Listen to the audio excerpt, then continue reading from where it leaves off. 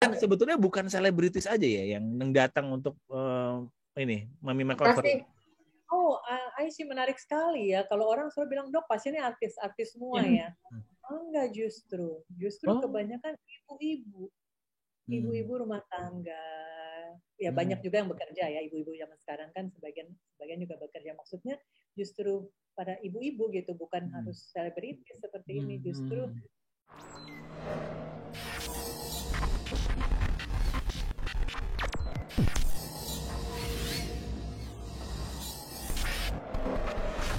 Assalamualaikum warahmatullahi wabarakatuh.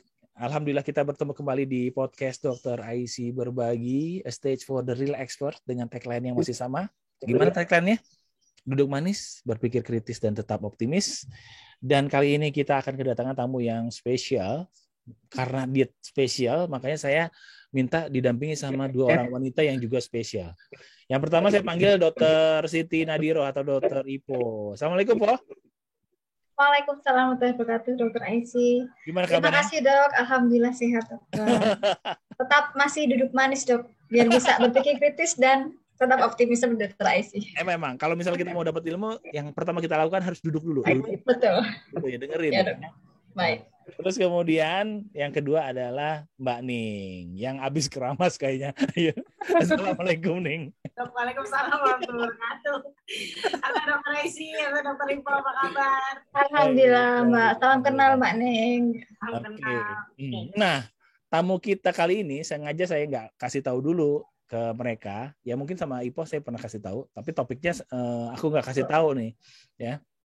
Beliau adalah Dr. Andri Nadia, spesialis bedah plastik, rekonstruktif ya. RE itu rekonstruktif. Nanti kita tanya deh sama orangnya. KKF, dia merupakan lulusan dari Fakultas Kedokteran Universitas Indonesia, lalu menjalani pendidikan juga di Basel, Switzerland, dan juga di Thailand sempat menjalani pendidikan di sana.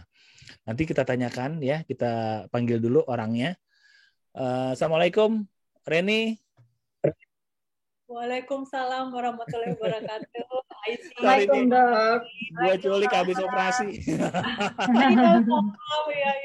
Tadi ya hari ini mengambil lemak 15 liter total. Wow. Jadi, Wow. Ya, enak dua banget. pasien 15 liter. Kirain satu pasien, Dok. Satu pasien 15 itu langsung bayangin saya. Ren, pengen nanya, Ya. SPBP, RE apa tuh? Rekonstruktif? Rekonstruksi estetik. Rekonstruksi estetik. Kalau KKF? Estetik. Nah, KKF itu konsultan kraniofasial. Oh. Nah, aku dengar Reni itu konsultan kraniofasial pertama ya? Iya, nah cuma dari kolegium sekarang diganti dengan konsultan bedah estetik lanjut katanya ya. Oh gitu. Ya. Ikutin aja. Apa aja lah. Ya, yang penting kita pada saat kita komunikasi kemarin sempat diusulkan sama Dr. Reni. Saya manggilnya Reni ya. Rina. Iya. Adalah salah satu topik Mami Makeover. Iya. Nah, mungkin Ipo sama Ning juga nih langsung terperanjat nih. Apa sih itu Mami Makeover gitu ya? Iya. Dan saya buka-buka ini dilakukan oleh selebritis ya, terutama di luar ya. Karena mereka mungkin terbuka ya mengenai masalah itu tersebut. Kalau di sini mungkin lebih tertutup gitu. Nah, oke. Mami Makeover. Apa itu, Ren? Iya, jadi sebenarnya Mami Makeover prosedur bedah plastik yang dilakukan pada ibu-ibu pasca melahirkan dan menyusui. Jadi kan kita ketahui proses persalinan, proses melahirkan, kehamilan sendiri sudah menimbulkan perubahan pada bentuk tubuh, dan ternyata dulu tuh hanya dikaitkan dengan estetik saja gitu ya, tapi ternyata tuh banyak manfaat justru untuk fungsi keseharian dari pasien juga. Jadi itu meliputi seluruh bagian tubuh yang mengalami perubahan. Yang paling sering adalah area perut ya, karena ya kita tahu biasanya bertambah berat badannya tuh cukup banyak ya Dr. Aisyah ya, jadi sampai 15 kilo, 20 kilo, 25 kilo, dan itu menimbulkan kerusakan di dinding perut ya, bahkan sampai terjadi hernia dari isi-isi perut pada kasus yang berat. Jadi makanya memang kasus mami makeover sekarang tuh lebih pasien tuh banyak mengeluh dengan keluhan-keluhan yang tulang punggung yang lain-lain yang tidak berhubungan langsung dengan perutnya sendiri gitu kadang datang ya. Nah itulah makanya kenapa saya panggil nih dua orang wanita yang sudah pernah melahirkan. Kalau saya nggak pernah melahirkan kan, jadi kira-kira mau nanya apa? Ning, coba lu tanya Ning. Emang begitu ya? Kalau misalnya melahirkan berat badan susah turun lagi gitu? Iya sih dok ya, tapi saya baru tahu tuh, menarik banget ya. Saya baru tahu karena selama ini saya pikir bedah yang berhubungan dengan bedah plastik habis operasi itu pasti hubungannya erat dengan estetika gitu ya. Tapi tadi dokter Nadia kasih tahu kalau ternyata memang ada fungsi-fungsi yang ternyata jadi lebih baik dengan adanya operasi plastik itu gitu ya dok ya. Nah itu ada nggak sih dok, kalau boleh tanya, biasanya pasien-pasien apa tuh yang nomor pertama gitu yang mendisplaykan keindahan, cuma pertama memang harus dioperasi karena fungsinya jadi kurang nih gitu. Ya, kebanyakan mengeluh banyak ya. Jadi pasti perutnya yang pertama nonjol ya. Terus kadang-kadang kelihatan sampai gerakan usus di dinding perut gitu. Saking kan otot perutnya yang tadinya kalau kita lihat yang six pack itu kan artinya dia di depan rapat ya. Ya pada pasien-pasien tertentu itu apalagi kalau hamilnya kembar itu udah kerusakan di dinding perut depan gitu ya. Jadi akibatnya perutnya jadi ototnya terpisah dan isi perut menonjol semua keluar. Nah, pada beberapa pasien yang kasusnya ekstrim itu sampai gerakan usus tuh tampak gitu, dan itu kan mengganggu sekali ya. Terjadi hernia juga di umbilikusnya juga ada yang sering terjadi. Nah, bahkan kasus-kasus yang berat tuh yang pasien itu mengalami sampai perutnya tuh menggantung, istilahnya pendulum tummy gitu. Itu yang kasus-kasus yang berat. Nah, biasanya disertai pasien-pasien datang dengan keluhan low back pain. Jadi banyak ibu-ibu tuh nggak mengerti tuh, kenapa sih dok abis melahirkan saya low back pain gitu. Karena kan otot penyangga tubuh kita tuh ada dua, di bagian depan sama bagian belakang ya. Kalau kita kalau para wanita ini ikut yoga ya, pilates itu selalu menguatkan otot core muscle, artinya core muscle yang menopang tubuh kita. Nah, biasanya yang menopang tuh otot belakang tuh paraspinatus ya, dan otot-otot tulang yang di sekitar tulang belakang itu ya, dan di depan otot rectus. Nah, kebayang dong kalau misalnya otot rectusnya udah nggak ada fungsi lagi, semua diambil alih oleh tulang belakang, otot paraspinatus. Lama-lama kan capek ya otot seperti itu, sementara beratnya berapa puluh kilo gitu ya. Istirahat perutnya berapa kilo itu di perutnya yang menggantung ya. Bahkan kita pernah ngambil hampir 6 kilo gitu. Nah, itu tentu menimbulkan 6 kilo ada. 6 kilo dari potongan kulit saja gitu. Jadi kebayang itu beban ke punggung. Nah, coba mungkin dokter Aisyah nggak pernah melahirkan, nggak pernah hamil ya, dipasangin beban aja nih, galon aqua gitu di jantung. Nah, itu berasa tuh.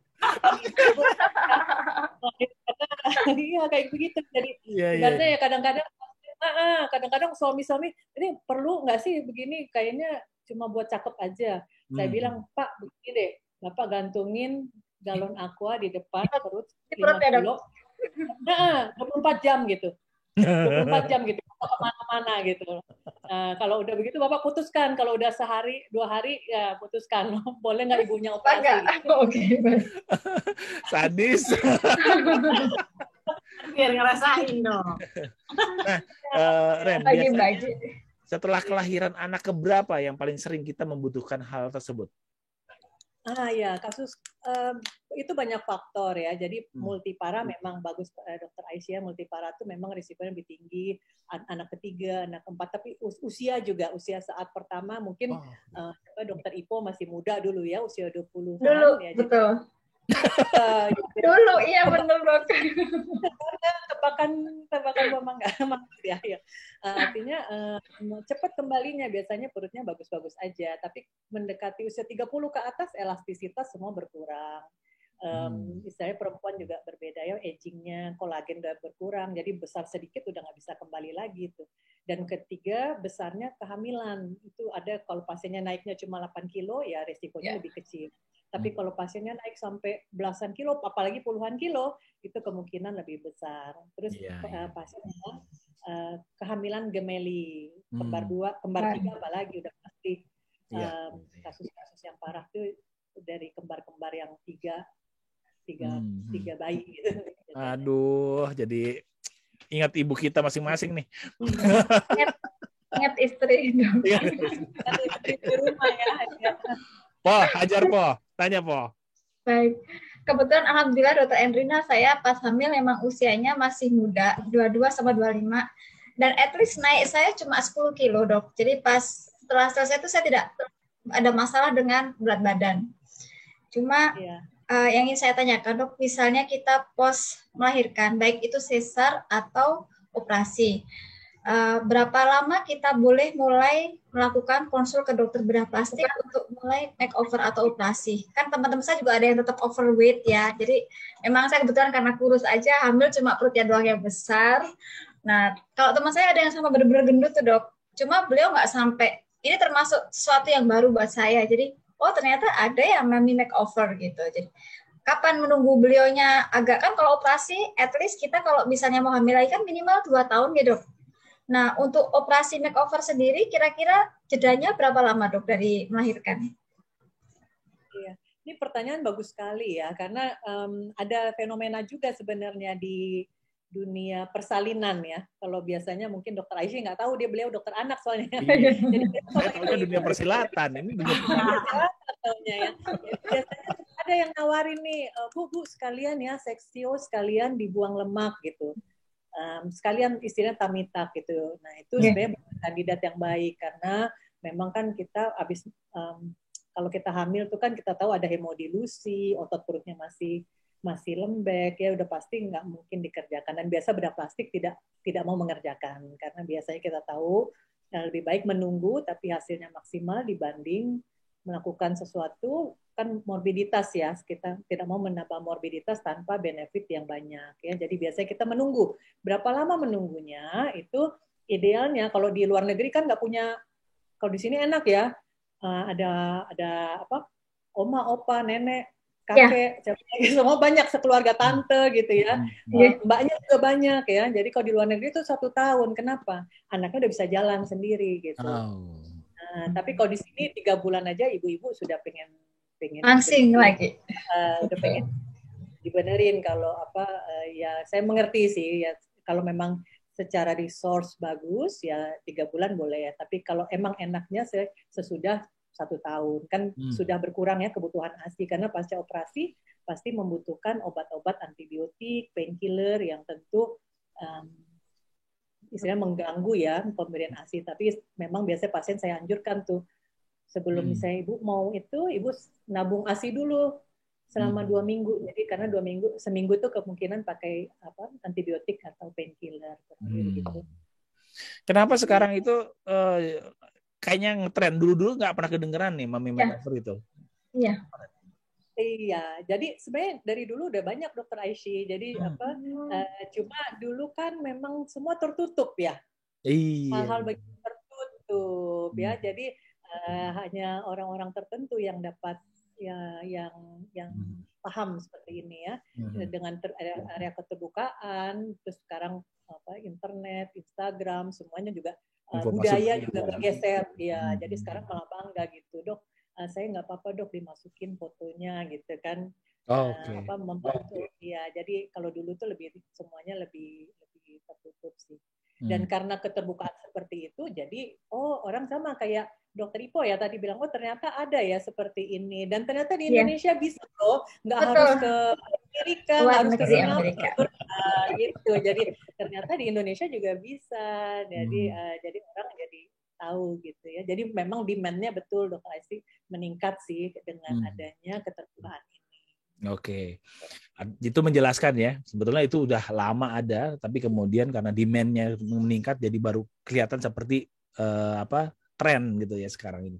Baik, pada saat di makeover itu, tadi kan fokusnya terutama di perut. Berarti kan ada hal lain dong selain perut ya. Nah, apa aja kira-kira yang di makeover nih pada saat setelah ya tentu mohon maaf, ada bagian payudara ya, ada juga bagian badan yang lain gitu kan. Kalau memang pastinya tahu-tahu yang tadi nambahnya sampai 25 kilo, 30 kilo, nah itu juga mengganggu ya. Dan mereka biasa dengan liposuction, tindakan liposuction tadi, atau tindakan yang area lainnya gitu. Oke. Wow. Setelah dia dilakukan operasi seperti itu, apa yang mesti diantisipasi oleh pasien?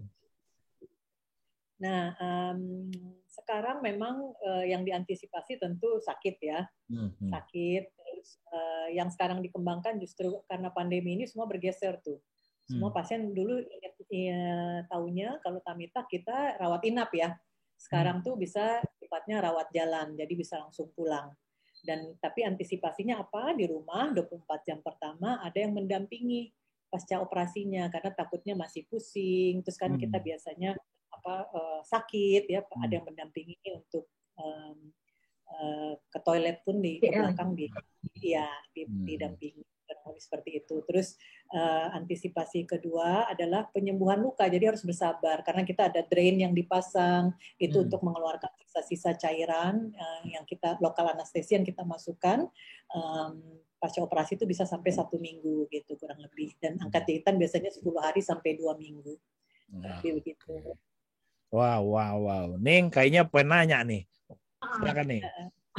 Nah, Dok, kalau tadi ada nggak sih Dok tahap-tahapannya, apa semuanya harus operasi gitu? Atau bisa ada cara-cara lain kayak cuma dibuang lemaknya, cuma hanya dimasukin selang atau gimana gitu? Atau langsung operasi nih gitu? Ning pengertian banget sama suaminya nih.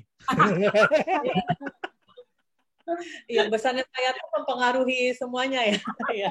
Ya, jadi ini pertanyaan bagus banget ya. Kebanyakan karena pasien takut dengan tamitak. Dengar tamitak aja, Dok, dipotong begitu kan, mereka takut gitu.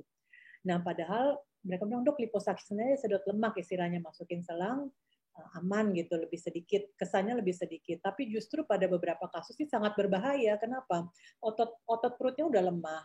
Kalau ahli bedahnya tidak familiar dan tidak hati-hati, itu bisa menembus sampai ke organ intraabdomen karena dia suction aja begitu, karena ototnya sudah lemah, nggak ada tahanan lagi di perut. Dan memang pada banyak kasus tuh cukup ekstrim tuh ada sekitar 10% pasien yang sangat ekstrim, ototnya sangat tipis, jadi nggak teraba tuh ototnya. Jadi kalau nggak hati-hati justru bisa menimbulkan morbiditas bahkan mortalitas yang pernah dilaporkan karena perforasi khusus gitu. Jadi memang lebih baik kalau memang sudah kandidat ke dokter bedah plastiknya di mana ada terjadi kelemahan dari otot, lebih baik dan memang dengan tamitak. Dan memang kan tujuannya tadi apa sih, memperbaiki fungsi kembali kan fungsi otot perutnya. Jadi memang hanya bisa dicapai dengan tindakan tamitak.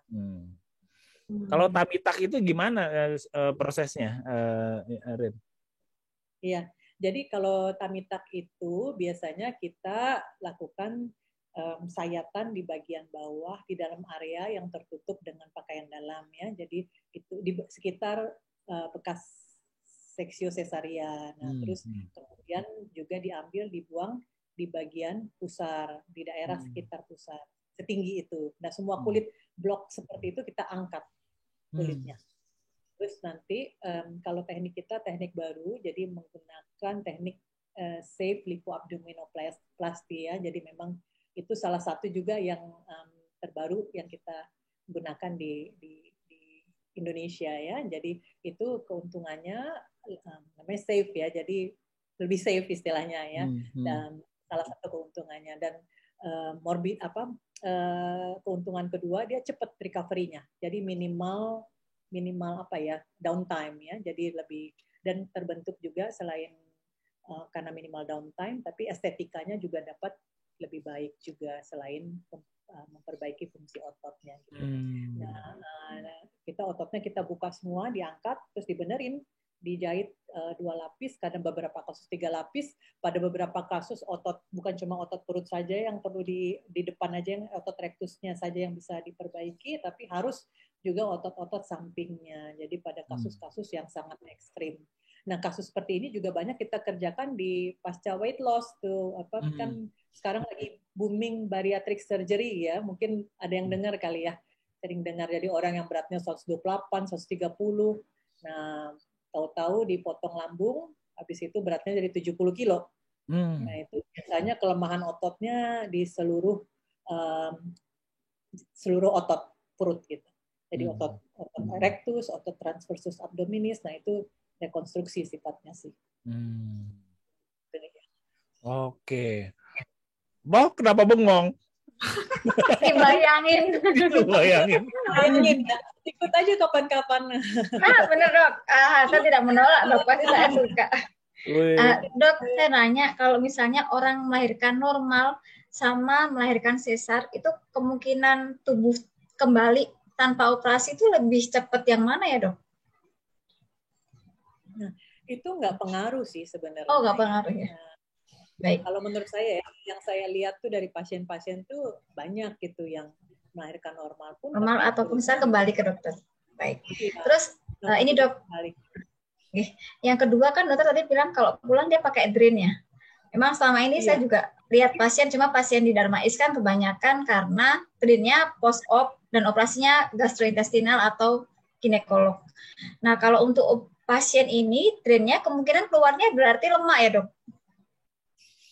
Ya pertanyaan bagus ya. Itu drainnya supaya kita taruh pas di bawah kulit sih. Jadi yang keluar kebanyakan cairan sisa-sisa infiltrasi. Artinya lokal anestesia, kadang-kadang bercampur darah ya. Karena pasti operasi mengeluarkan darah ya. Jadi biasanya kita warnanya kemerahan. Kadang-kadang memang sisa-sisa lemak juga ikut masuk tuh ke lubang drain gitu. Tapi kebanyakan cairan aja. Kalau misalnya dok pulang dengan drain, kan kita pasti ngasih, oh ini kapan saatnya dia harus ke emergency room, atau kapan dia harus balik, dalam kondisi apa yang dia termasuk yang harus segera ditangani dok. Kan drain kan ada kemungkinan ada sesuatu, infeksi atau apa. Nah, dia harus segera ke rumah sakit itu dalam kondisi yang apa dok? Ya, kalau pertama kalau kita drainnya ya balutan sih terutamanya, drainnya copot, balutannya basah semuanya.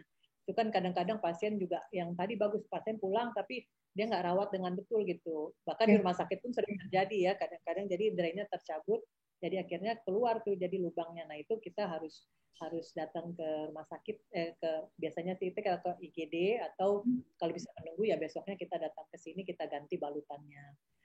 So far sih yang kita nggak pernah yang sampai harus karena infeksi itu nggak ada sih, alhamdulillah ya. Karena memang resikonya kecil ya dok, alhamdulillah. Kayaknya udah ancang-ancang nih. Dok, tapi bentar dok. Konsultasi nih. Iya, ada kan tadi kan semuanya dari gemuk ke kecil. Nah sekarang kalau yang dari kecil terus mau membesarkan itu ada makeovernya juga nggak dok? Ini bagus nih. Kan dari tadi gede, kecil. Nah sekarang kalau yang kecil pengen membesarkan dok. Apanya yang mau dibesarkan? Tergantung areanya. Kalau perut biasanya memang maunya kecil gitu. Tapi area-area tertentu ya memang perempuan pengennya, kalau ya salah satu keinginannya kan pengen proporsional ya. Kadang-kadang memang dilahirkan karena proses kehamilan, persalinan, menyusui juga mempengaruhi ya. Jadi kita menambah sesuatu untuk memperbaiki supaya tampilan badannya lebih proporsional, ada seperti itu untuk payudara. Betul dok. Kadang-kadang habis melahirkan juga habis semua bokong, jadi kita transfer lemak. Gitu, transfer lemak kan dok? Berarti saya bisa transfer lemak. Sombong dokter. Ya, gue pengen tanya gini Dan.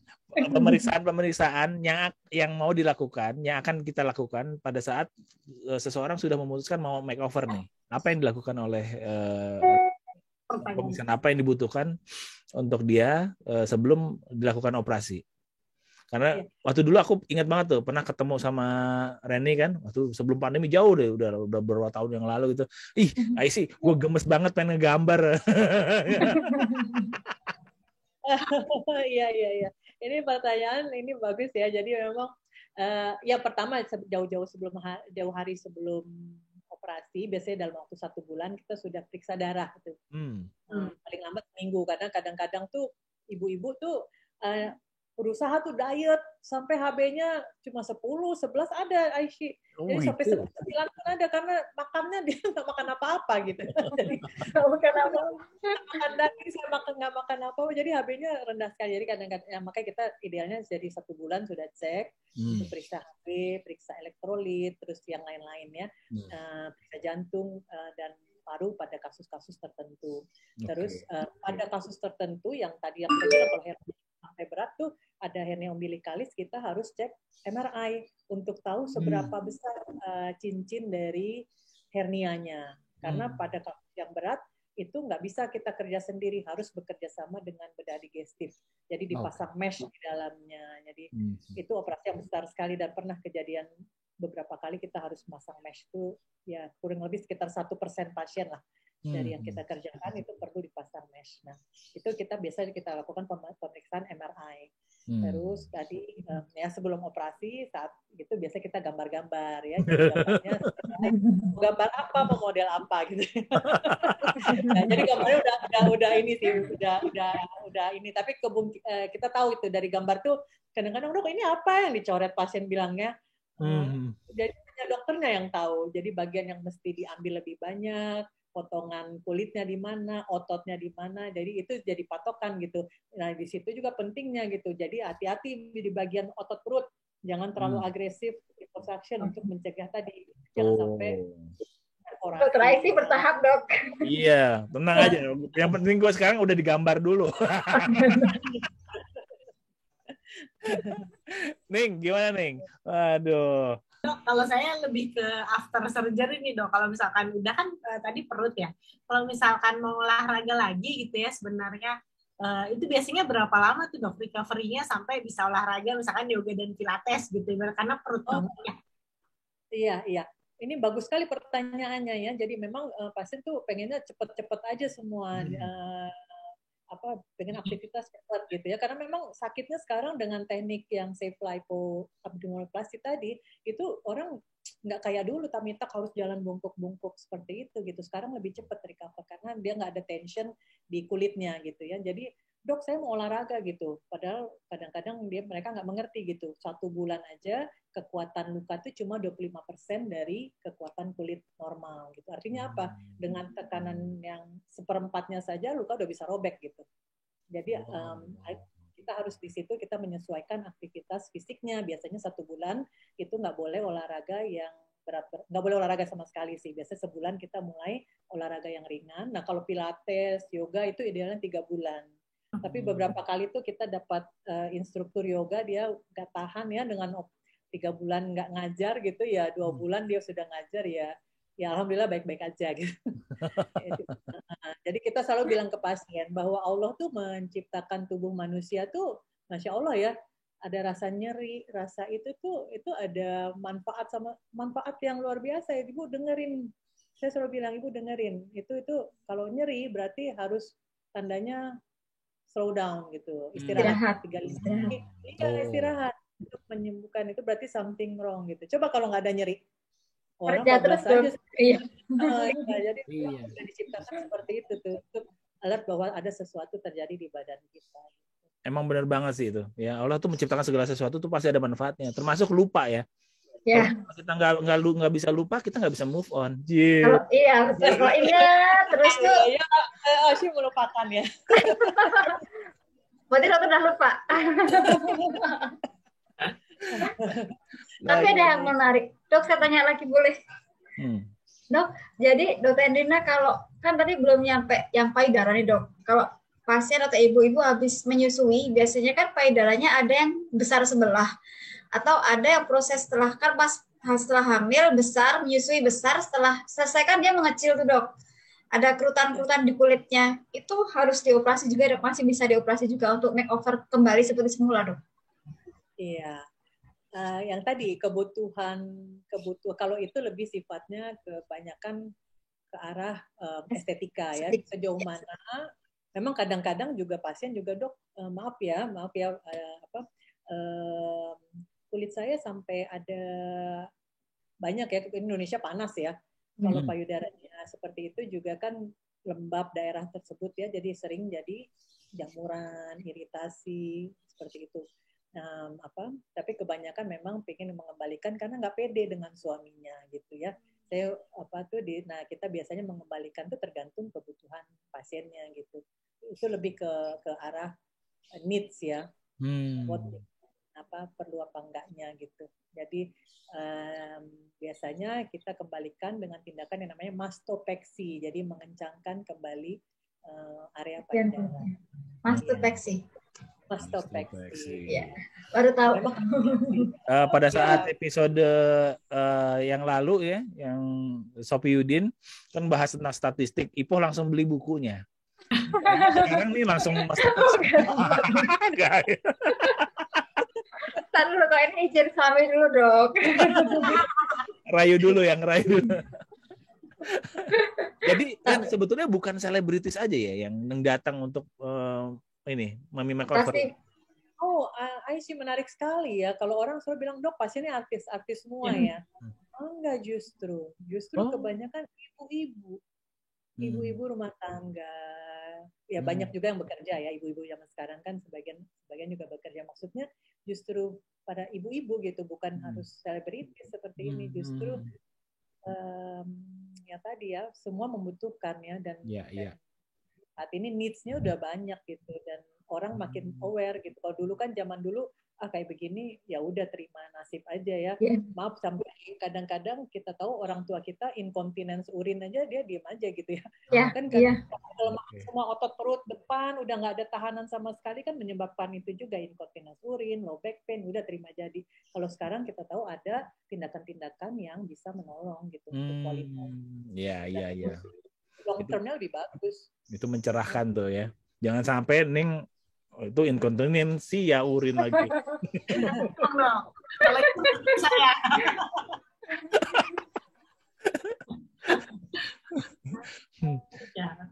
Apa nih? Silakan nih. Kalau tadi kan lebih ke penasaran sih dok, ini lebih penasaran ya. Kalau tadi lebih ke ibu-ibu, oke lah. Kalau ibu-ibu mah banyak yang harus dibenerin gitu ya dok ya. Kalau muda-muda gitu pada datang tuh biasanya operasi plastiknya ngapain aja tuh dok? Apakah? Iya, kalau saya sekarang kan udah di sini kita ada dokter bedah plastik lain ya, jadi memang kalau di sini tuh kebanyakan memang body contouring sih, jadi dan muda-muda tapi maaf gemuk gitu, karena ya pengen di liposuction sedot lemak. Terus juga ada yang mau menikah nggak pede ya payudara, operasi payudara, kebanyakan ke arah sana. Kadang-kadang orang yang nggak punya lipetan, bikin lipetan tuh dokter Grace yang mengerjakan di Ultimo ini. Jadi udah dibagi-bagi kita ya. Nah, jadi semua sih bedah plastik tuh sebenarnya dari ujung rambut sampai ujung kepala gitu. Sampai hair transplant pun ada gitu ya. Hair transplant, operasi jempol kaki juga ada gitu ya. Kalau gantengan sih, bukan apa-apa. Itu bedah plastik juga, jangan salah. Kita di puskesmas ngambilin kukunya doang dok. Ren, kalau di salon tempat cukur kan ya, barbershop gitu kan ada tuh yang model-model rambut gitu kan. Oh nih, kan kita selalu ditanyakan mau cukur kayak gimana nih Pak gitu. Nah kalau misalnya kayak Mbak Sisi ini ada pilihannya nggak? Mau kayak gimana modelnya? Ini tapi menarik loh, Aisyah, jangan salah loh. Pasien tuh kadang-kadang ya, apalagi operasi hidung gitu ya. Saya sekarang memang banyak yang mengerjakan tuh dokter Grace, tapi zaman dulu saya mengerjakan itu ya. Itu pasien bawa foto artis-artis yang lain. Saya bilang, aduh ini kadang-kadang maaf ya, nggak realistis gitu ya antara. Iya, maksudnya antara modal dan keinginan gitu ya. Jadi kalau asalnya sudah terlalu saya bilang Bu ini ekspektasinya terlalu tinggi gitu ya. Itu ya kita dari situ tuh kita lihat gitu kalau pasien terlalu over ekspektasi justru bukan kandidat yang bagus untuk plastik sebenarnya. Jadi kalau memperbaiki yang ingin tampil lebih baik, nggak terlalu itu saya serahkan pada dokter. Saya mau natural yang seperti itu tuh yang kita senang banget gitu pasien-pasien. Karena kita tahu bahwa membahagiakannya lebih mudah gitu dibanding kalau yang harus udah ada foto misalnya Nicole Kidman gitu. Aduh gimana caranya gitu ya. Sementara asalnya kayak siapa ya? Jangan ya. Ntar kalau ditanya, ini mau kayak siapa? Kayak dokternya aja. Iya. Iya. Ada nggak sih dok yang kayak gitu? Banyak pasti ya dok ya. Bener dokternya ini. Bu, ini kalau ini buatan Allah, nggak mungkin kita menyamakan. Subhanallah. Menarik ya, tapi menarik sih dok bagi saya yang orang awam kan kalau kita ibu-ibu ke Koreaan gitu ya, apalagi banyak ke Korea, kita pikir semuanya tuh harus ke Korea untuk bisa menjadi sama persis dengan artis-artis Korea. Tapi ternyata di sini bisa dan mampu ya. Tadi dokter bilang juga sudah bisa. Iya, kadang-kadang bawa foto artis Korea terus saya bilang, Bu, dok kayak artis Korea nih. Bu, kalau menurut saya artis Korea sama semua wajahnya ya. Mana Bu, ya saya nggak ngerti gitu ya. Jadi saya selalu bilang kalau mempertahankan Allah itu sudah menciptakan ibu tuh udah bagus ya, semuanya bagus. Jadi kalau kita rubah benar-benar itu rasanya jadi beda, nanti KTP-nya ini siapa nih nanti maksudnya berubah kan. Jadi kita selalu enhance satu-satu, tetap mempertahankan karakter asli dari seorang itu. Jadi orang juga apa ya yang berubah itu justru di situ bedah plastik tuh menurut saya yang ideal seperti itu sih. Dia harus whisper, not scream katanya kata orang Amerika ya. Plastic surgery itu should be whispered gitu, not scream gitu. Scream itu artinya wah orang langsung nengok semua, itu berubah sekali gitu. Itu sudah ideal sih saya. Oh, Ning, makanya tetaplah jadi Ning Mahayu, jangan jadi Ning Kidman. Nah, saya tahu diri aja.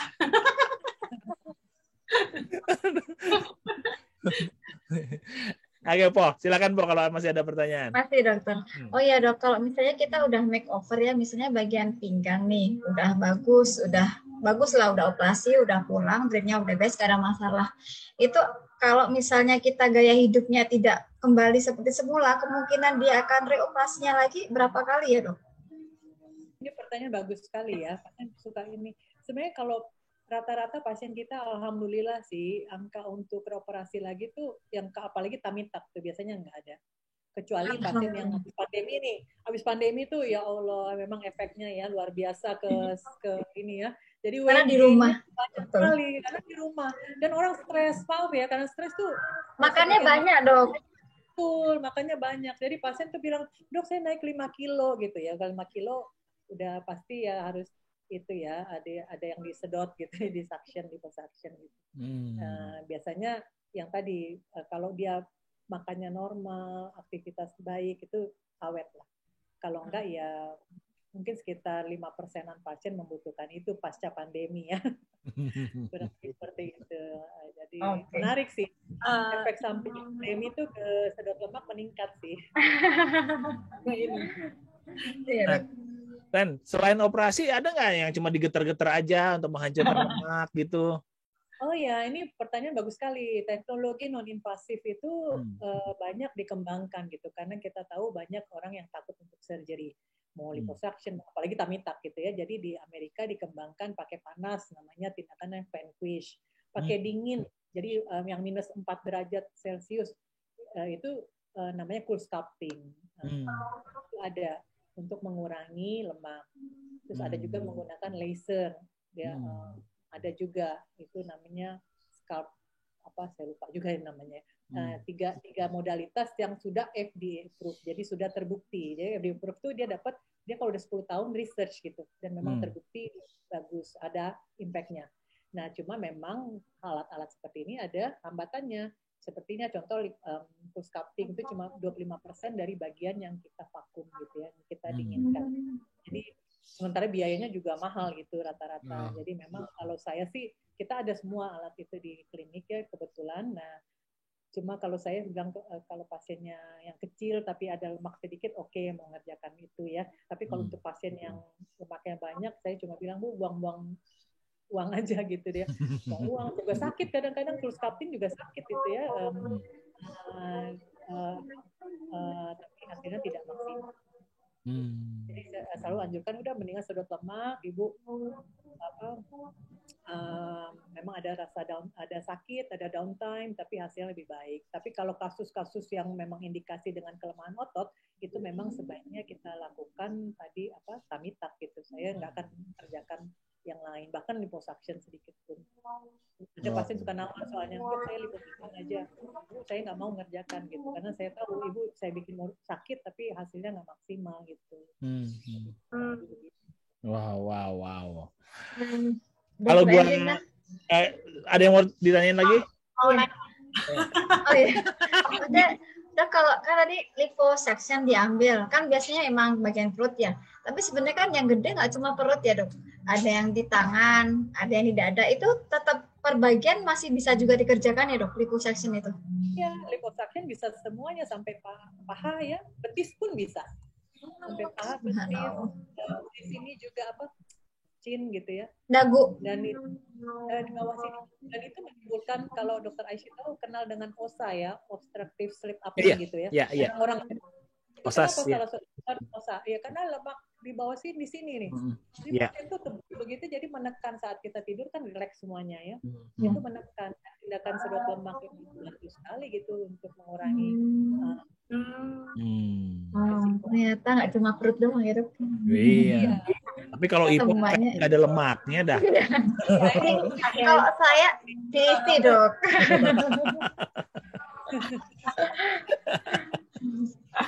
Silakan nih. Oke, dok, berarti tadi kan habis operasi harus gaya hidupnya benar-benar diperhatikan gitu ya. Nah, biasanya itu ada dokter gizi atau dokter nutrisi yang membantu untuk memaintain itu, atau sadar diri aja gitu sih dok? Ya. Jadi kebanyakan tuh pasien sebenarnya ya di-encourage aja mereka apa yang dihindari ya, karbohidrat, ya, nasi jangan banyak-banyak ya. Terus gula kita ganti dengan stevia seperti itu. Jadi sedikit sekali yang perlu ke ahli gizi sebenarnya yang dari pasien-pasien kami ya. Kebetulan karena keluarga saya juga banyak yang overweight tadinya, dan dengan diet sendiri dengan mengganti gula aja udah nolong sekali gitu.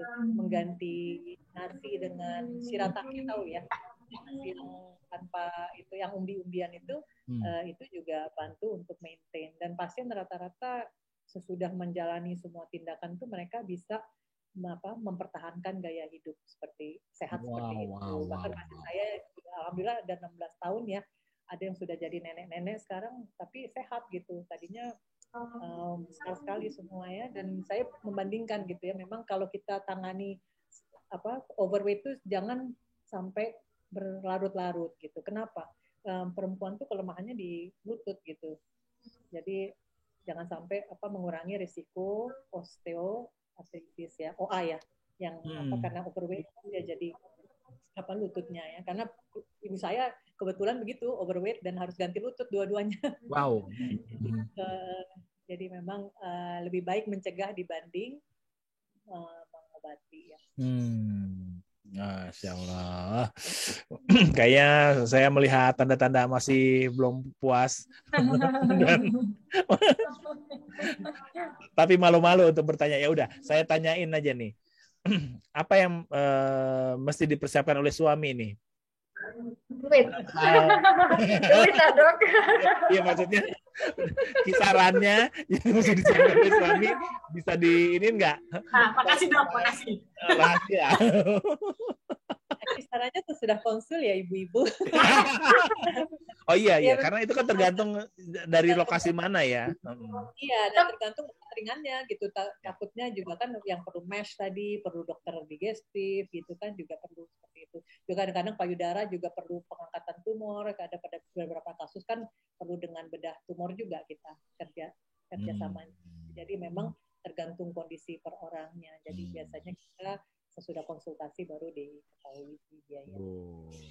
Kan udah terjawab ya, Dokter Aisyah memang penyambung lidah para wanita yang keluar. Dok, kalau nanya di luar makeover boleh nggak dok? Ya silakan.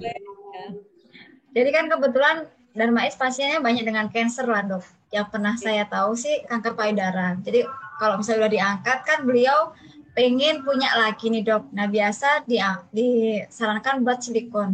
Sebenarnya untuk silikon sendiri itu aman nggak sih dok? Seberapa membahayakan? Atau memang pure nggak masalah dipakai silikon? Yang penting nanti kedepannya ada yang harus dikerjakan begini-begini gitu dok. Jadi dengan pasien mastektomi total MRM itu kalau mau pakai silikon itu apa yang harus diperhatikan? Apakah bisa langsung pasang dan apakah itu aman? Ini pertanyaan bagus sekali ya, dan kita tahu sekarang tuh angka kanker payudara tuh banyak ya, makin meningkat loh. Sebenarnya banyak dan usia muda-muda gitu yang datang ke sini pun untuk rekonstruksi juga muda gitu ya datang gitu ya. Jadi ya buat perempuan kita mengerti gitu ya, tahu-tahu nggak ada gitu kan pasti menimbulkan beban psikologis ya, bahkan ceritanya tuh sampai nangis ya seperti itu. Tapi alhamdulillah sekarang teknologi itu banyak gitu ya, penggunaannya bisa bukan hanya dengan implan saja, tapi dengan bedah mikro. Jadi diambil dari perut dipindahkan ke payudara atau dari punggung dipindahkan ke payudara. Ada juga menggunakan silikon implan. Nah, angka silikon implan ini sebenarnya cukup aman. Yang angka kebocoran tuh di tahun ke-10 itu sekitar 2-4%. Untuk kasus-kasus rekonstruksi memang sedikit meningkat karena jaringannya ada kadang-kadang diharuskan radioterapi, kemoterapi ya. Jadi kualitas jaringannya kurang baik. Jadi kemungkinan komplikasinya sedikit lebih tinggi. Tapi cukup aman selama dikerjakan dengan baik ya, insya Allah ya aman-aman saja gitu. Dan sekarang sih rekonstruksi lebih banyak ke arah menggunakan tisunya sendiri gitu, jaringan sendiri dari perut misalnya dipindahkan ke payudara. Sampai bisa kalau beberapa, kebetulan guru saya di Taiwan dulu ya, mereka tuh sangat populer gitu untuk selain bedah kraniofasial, bedah rekonstruksi, bedah mikro gitu ya, itu bisa benar-benar mirip dengan payudara asli gitu. Jadi sampai semuanya gitu direkonstruksi sampai area areola gitu ya yang memang sulit pun bisa dikerjakan gitu ya. Jadi ya di sini pun sudah mulai dikembangkan kok. Di Darmais tahu saya juga mulai banyak ya pengembangan seperti itu. Wow. Wih, kita nggak kerasa udah 1 jam nih kita ngobrol-ngobrol. Memang masalah makeover ini jadi asyik kalau misalnya kita terusin bisa nggak kelar-kelar nih. Ning, ini secara ritual dari podcast Dr. IC berbagi, kesan lo? Pastinya luar biasa nih kalau jadi diajak Dr. IC itu agak gimana, kayaknya harus bisa-bisain nih. Kalau mau pergi cancel ya cancel. Karena narasumbernya luar biasa. Hari ini juga Dr. Erina luar biasa. Saya pribadi jadi ya itu tahu ya, ternyata yang tadinya kita pikir kita harus keluar negeri untuk bedah plastik, estetika dan selain itu ternyata bedah plastik nggak cuma untuk estetika, ada juga fungsionalnya gitu yang membantu kualitas hidupnya si orang itu sendiri ternyata gitu ya. Makasih banyak dokter. Saya yang nggak dari medis ini jadi mengetahui kalau misalkan itu mungkin Indonesia dan biasanya kalau kita ngapain sih bedah plastik, kan cuma estetika doang. Sekarang jadi jadi tahu lah kalau ternyata itu fungsional juga, dan kalau misalkan harus ya boleh dilakukan karena itu meningkatkan kualitas hidup orang itu juga ternyata. Makasih dokter sharingnya. Woi, jangan lupa nanti malam deket-deketin suami ya.